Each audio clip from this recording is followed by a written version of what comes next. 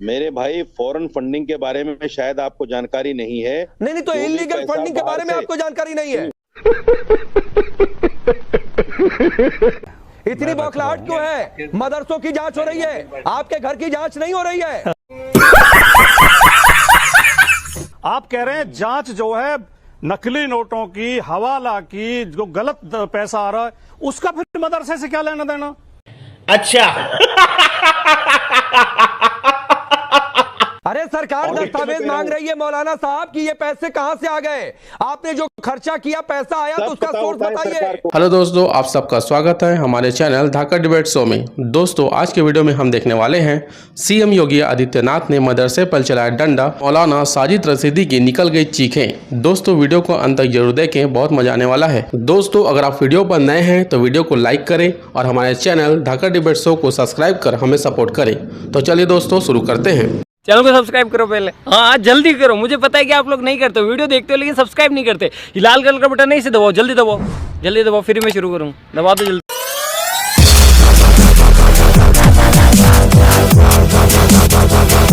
आदिल मैं आपके पास आऊंगा, लेकिन पहले मौलाना साजिद रशीदी जी, कोई दिक्कत तो नहीं है? क्योंकि फॉरेन फंडिंग की बात है, कुछ मदरसों पर शक है कि भाई वो टेरर एक्टिविटीज में इन्वॉल्व हो सकते हैं। जो बातें विक्रम सिंह जी कह रहे हैं, तो ऐसे मदरसों पर एक्शन होना चाहिए। आपकी राय? ये फंस गया सीएम। नहीं देखिए, सबसे पहले तो आप ये समझिए कि बाहर से फंडिंग के लिए कुछ सर्टिफिकेट्स ऐसे होते हैं जो सरकार से लेने पड़ते हैं, 2LA, ATG, FCRA, और ये सब सरकार के अंडर में होते हैं। सरकार की पूरी जानकारी सरकार के पास इनकी होती है।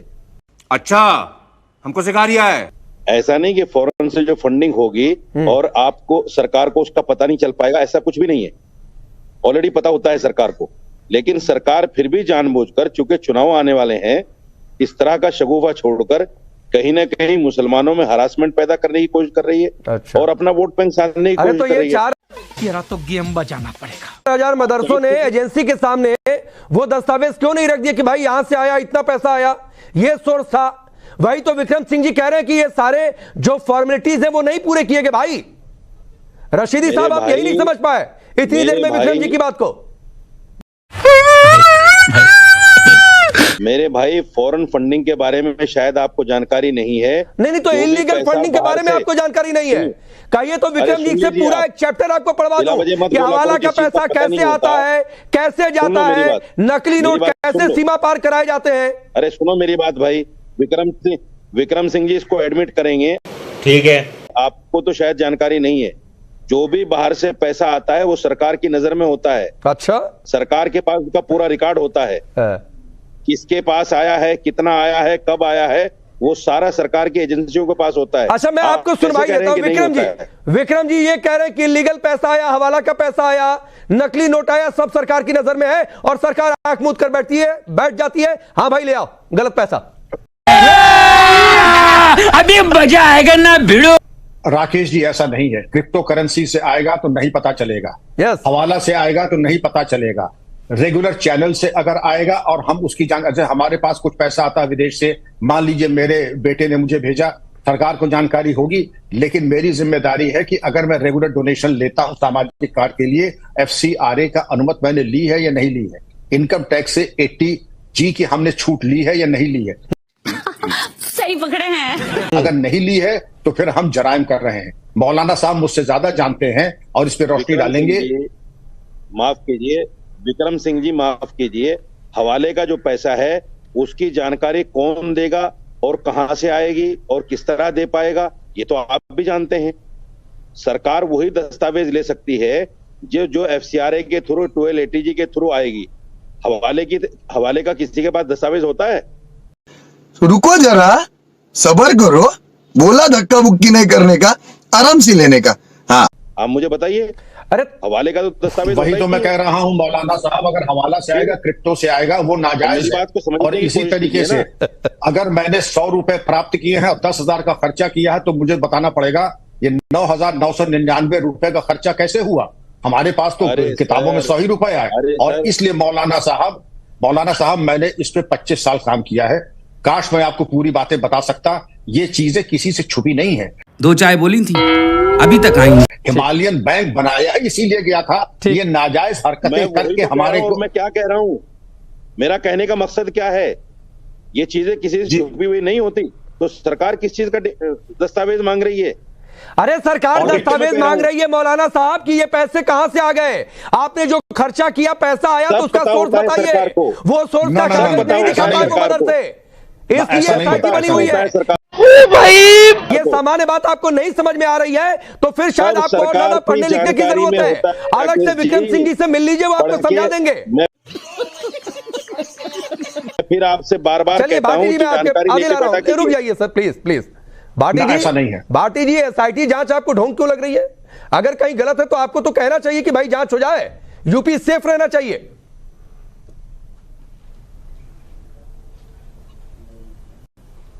नहीं, एक तो राकेश पांडे जी, मुझे ये बात बड़ी अजीब लग रही है कि आपकी इस डिबेट में ना तो कोई यूपी गवर्नमेंट का प्रवक्ता है ना भारतीय जनता पार्टी का प्रवक्ता है।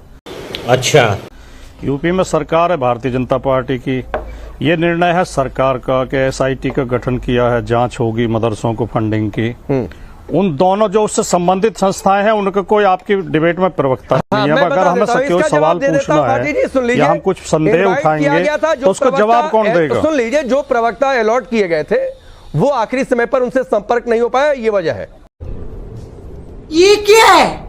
चलिए आगे अपनी बात रखिए। ये राकेश जी प्रवक्ता है ना उन्हीं के, राकेश जी। अरे रशीदी साहब मत चिंता करिए ना उसकी, इतनी बौखलाहट क्यों है? मदरसों की जांच हो रही है, आपके घर की जांच नहीं हो रही है। जो मदरसे इलीगल फंडिंग जिन्होंने ली होगी वो फंसेंगे, आप नहीं फंसेंगे। आग लगा दी, आग लगा दी, आग लगा दी, आग लगा दी। इतना मत बौखलाइए रशीदी साहब। चलिए भाटी जी अपनी बात रखिए। राकेश पांडे जी, एक तो इस बात में संदेह है कि ये जो जांच की जा रही है, एसआईटी की जांच, ये किसी अच्छे उद्देश्य के लिए की जा रही है। ये काला धन रोकने के लिए की जा रही है, ब्लैक मनी रोकने के लिए की जा रही है, हवाला रोकने के लिए की जा रही है, नकली नोट रोकने के लिए की जा रही है, इसमें संदेह है।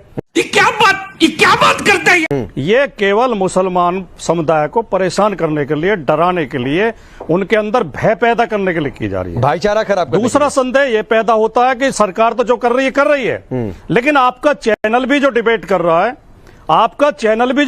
रहा है, उसका उद्देश्य भी डिबेट नहीं है, उसका उद्देश्य भी एक तरफा माहौल बनाना है। अगर आपका उद्देश्य डिबेट होता तो आप सबका सत्ता पक्ष के आदमी को बैठाते, हम उससे 10 सवाल पूछते, कुछ भी वो जवाब तो दे। तीसरी बात, आपने सुना नहीं, आदरणीय विक्रम सिंह जी को मैं बहुत सम्मान। आप सुन लीजिए सर, बस आपको बता देता हूं, शायद पहले आपने सुना नहीं। प्रवक्ता अलॉट हुए थे बीजेपी की ओर से, आखिरी समय पर संपर्क नहीं हो पाया, ये वजह है कि वो यहां पर मौजूद नहीं है। मैंने अच्छी तरह सुन लिया। हाँ, मैंने सुन लिया। हाँ, तुमसे ना हो पाएगा। मैंने सुन लिया। मैं तो आपके चैनल से भी निवेदन करना चाहूंगा कि आप 24 घंटे तो भारतीय जनता पार्टी की मदद करते रहते हैं, भारतीय जनता पार्टी के पक्ष में फील्डिंग करते हैं, उसका प्रचार करते हैं, और वो अपने प्रवक्ता नहीं भेजते आपके चैनल पे। आपको तो बाइकआउट कर देना चाहिए बीजेपी का, इन्हें ब्लॉक करो, कल से कोई बुलाओ मत बीजेपी। अरे छोड़िए ना भाटी जी, आप अपनी बात रखिए। आपको वजह बता दिया कि क्यों बीजेपी का प्रवक्ता अभी मौजूद नहीं है, फिर भी आप वहीं पर अटके हुए हैं। क्या बात है सर, क्या बात है सर, क्या बात, ये बात है। अपनी बात रखिए ना सर, छोड़िए। नहीं, मैं वही नहीं अटका। आप जब सफाई दे रहे हो तो मुझे भी सफाई नहीं, मैं सफाई नहीं दे रहा, फैक्ट बता रहा। बात मैं कह रहा हूं, बिल्कुल मैंने सफाई नहीं दी है। बहुत अच्छे। सूर्या मैथिल में आऊंगा, पहले भाटी जी की बात पूरी हो जाए। खराब कर रहे हैं बैठ के। ये कौन, इस सज्जन को क्या तकलीफ है भाई? ठेकेदार कौन है? नहीं, ठीक है, कोई ठेकेदारी कहीं नहीं कर रहा। सूर्या मैथिल प्लीज, बीच में नहीं। भाटी जी अपनी बात पूरी करिए, अपनी बात रखिएगा।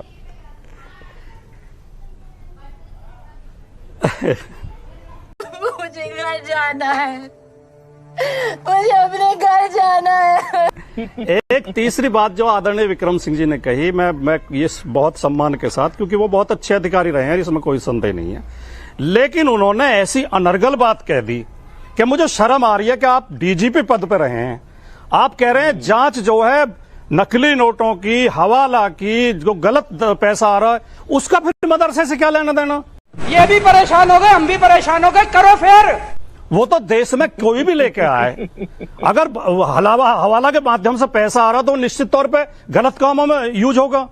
तो केवल मदरसा ही हवाला कर रहे हैं, ये सोच ही बहुत शर्मनाक और बहुत तरस खाने लायक है कि आप एक शिक्षण संस्थाओं पे, मदरसों का इतिहास इस देश में बहुत शानदार रहा है।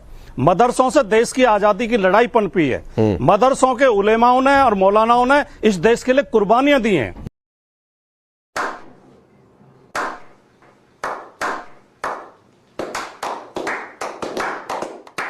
इन मदरसों से पढ़ के एक से एक देशभक्त तैयार हुए इस देश में। ठीक, 2-4-10 लोग गलत भी होंगे, मैं सफाई नहीं देता कि बिल्कुल दूध के धुले हैं, कहीं गलत होंगे, लेकिन गलत तो कोई भी हो, मैं हूं, राकेश पांडे जी हो, विक्रम सिंह जी हो, गलत के खिलाफ काम करना तो सरकार का उद्देश्य, सरकार की ड्यूटी होती है। तो केवल एक शिक्षण संस्था को उसमें निशाने पे लाना, एक समुदाय को निशाने पे लाना, ये भारतीय जनता पार्टी इस देश को बर्बाद कर देना चाहती है। इस देश में इतनी नफरत और इतनी विभाजन पैदा कर देना चाहती है कि नागरिकों के बीच में जो प्रेम मोहब्बत है उसे खत्म कर देंगे ये।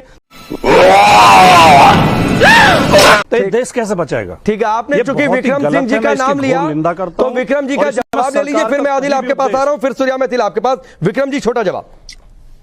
केवल 2 वाक्य। आदरणीय भाटी जी को नमन और प्रणाम, लेकिन मैं केवल यही कहना चाहूंगा, जो संदेहास्पद बातें होती हैं वो पुलिस में हो, फौज में हो, मदरसे में हो, कोई बख्शा नहीं जाएगा, तलाशी होगी।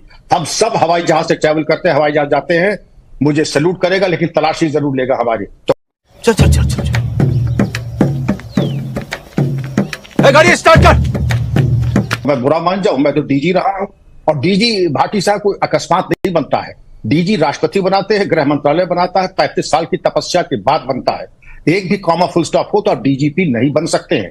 और राष्ट्रपति के द्वारा 8 बार अगर कोई अलंकरण पा रहा है तो कुछ से कुछ तो ठीक ठाक काम किया ही होगा। ये बात दूसरी के बारे में मित्रों को वो दिखाई नहीं पड़ेगा, ना मैं दिखाना चाहता हूं। ये बातें बताई नहीं जाती, नजर लग जाती है। राकेश जी, ठीक, आदिल आप कुछ कह रहे थे, सवाल आपसे